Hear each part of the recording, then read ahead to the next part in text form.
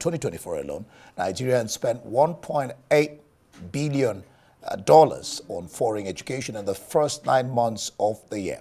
Data from the Central Bank of Nigeria shows that this is a sharp 26.5% increase compared to $1.44 billion spent during the same period in the year 2023. Well, so many factors influence the drive to travel overseas for higher education. Well, poor quality of education, constant industrial action by university unions, the delusions arising from the disparity between the knowledge acquired abroad and that acquired here in Nigeria. But one educational institution, the Pan-Atlantic University, is changing, seemingly, the narrative by providing students a standard of learning accepted worldwide, qualities that are convincing many to stay here in Nigeria instead of seeking schools abroad. Now, to discuss further on this education matter, I have joining me Dr. Anuli Agina. I hope I got that name correctly. She is an associate professor in the School of Media and Communication, Pan-Atlantic University. Like I said, glad to have you. I hope I got the name correctly. Hello? Yes, you did. Thank you. Hello. Fantastic. So, why do you think we have quite a number of young Nigerians leaving the country to study abroad? Thank you for that interesting question. Hello. Well, that's a difficult question to respond to, I have to admit, because of the very different reasons people have for going to study abroad. But when you look at it critically, you find that the level of education generally in the country has declined. And so people go to the UK, to the US, Canada, and elsewhere for better quality education.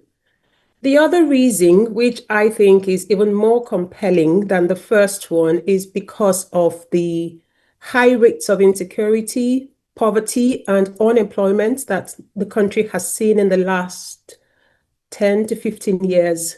That's something that has caused many families to consider moving their children abroad so that they have better futures. All right. In what ways can Nigeria begin to, even if it is tinker with changing this narrative? So that's a Hydra-headed question, I have to say, but thanks for asking it, because it's an important one to continue reflecting on, even if we don't have all the practical solutions at our fingertips. So first of all, the level of education has to be improved upon significantly in the country. So teachers have to be trained, infrastructure have to be provided, students have to be better prepared.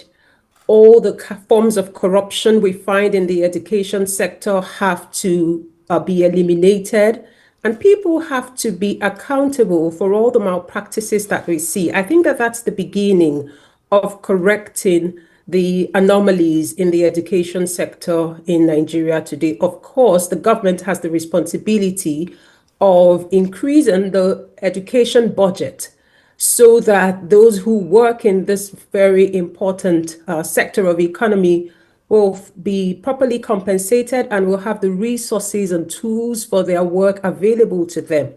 And you find that when all of these are put in place, the level of education in the country will be significantly improved. Because when you think about it and look at how Nigerians are performing abroad, we have the manpower, we have the people, we have highly talented individuals in Nigeria, but they need to be enabled, they need to be empowered, they need to be encouraged to do their work with the best of resources that are comparable to those that their colleagues in other parts of the world use, so that they can also achieve the desired fulfillment they need for themselves and for the future of a country. All right. Well, I know that some university or a particular university is trying to change this narrative. Let's talk about media communication.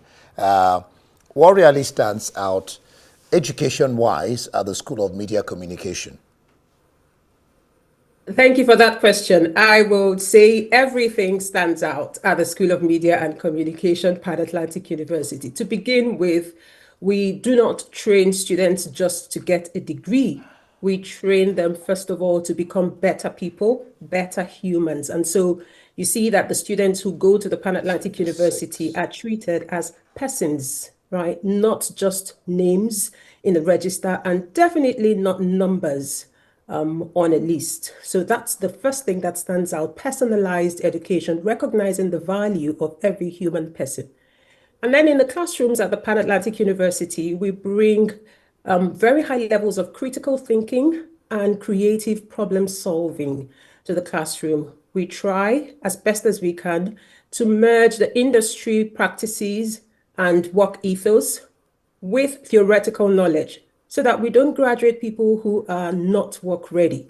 We also bring a very, very high percentage of entrepreneurship into our classrooms, in addition to ethics, so that those who may not want to be employed in the 9 to 5 kind of work can also start their own businesses. In fact, we have undergraduate students who are already working at their own businesses and creating lots of job opportunities before they graduate, so that upon graduation, it's just continuing with what they've been doing.